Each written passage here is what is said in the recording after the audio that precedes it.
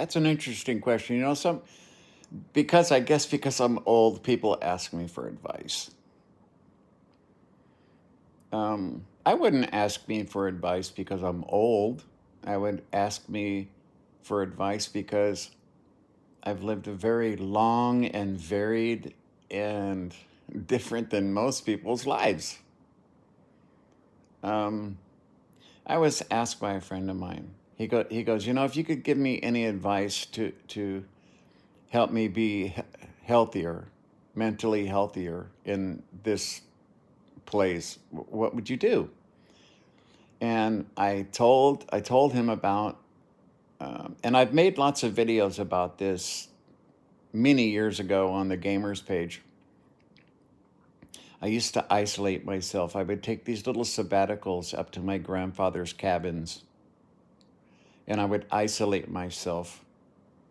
And all I had was a little portable radio that was battery powered, so I had to limit the time that I could use it because I wouldn't see people for 2 weeks when they would bring me supplies. Um, I shot 8 quail, fished in the river, giant fucking rainbow trout in that reservoir. Now, I would say, pack your shit, leave your phones at home. Um, and go camping.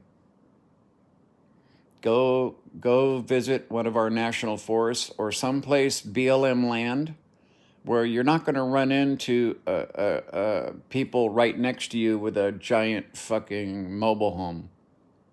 I'm talking about true wilderness camping where it's quiet. You, yourself, and I have a chance to communicate. Take your family. Make sure they don't take their cell phones, iPads, any of that shit, okay? And just get away. I, for one, believe, and my granddaughter does too, and I really appreciate it. She doesn't let Olivia have an iPad anytime she wants. And whenever she watches cartoons or anything like that, she makes sure that the dialogue is running across the bottom so that the volume is very, very low. And captions are theirs to help her read. Too many kids just get blasted by too much noise and too much content and shit at an early age because parents don't understand the damage that's being done. Well, you know what? Parents don't understand the damage that's being done to them either.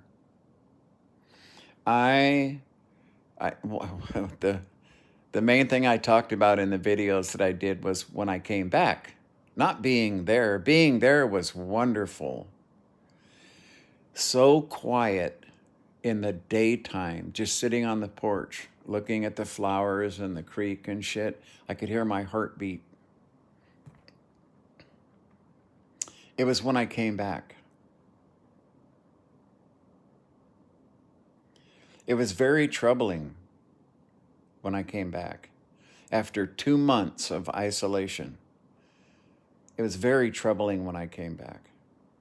TV commercials to me seemed just outrageously ridiculous, damaging, insane, even insane.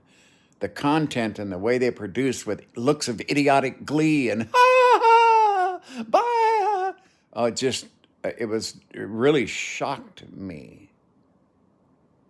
The type of content that is just shoved in your face every day.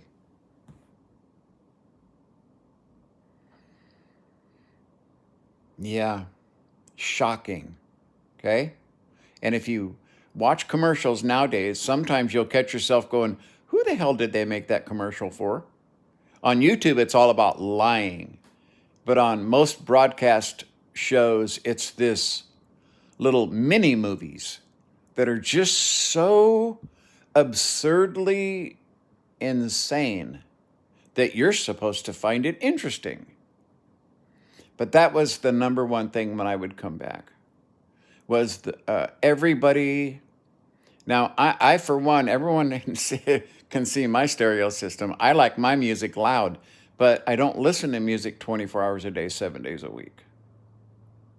I have my times when I set up my projector and turn on my music and rock out. Yeah, but I mean, I don't listen to loud earbuds non fucking stop, going to work listening to loud music, coming home listening to loud music. You know what I mean? Sitting at home reading with loud music. My suggestion for everybody is to get away from it all. Leave your shit at home. If you don't, you're going to find out how addicted you are. I tell my granddaughter you're addicted, and I feel really bad because I wanted to stay in communication with her when she was younger, so I always made sure she had a phone, but it was supposed to be monitored. Never was. And now she has an addiction to her phone. I feel so responsible for that. This is why I bug her about it all the time. I constantly tell her you're addicted. I constantly tell her I feel responsible for it too. So I don't just bite the bullet, I swallow it.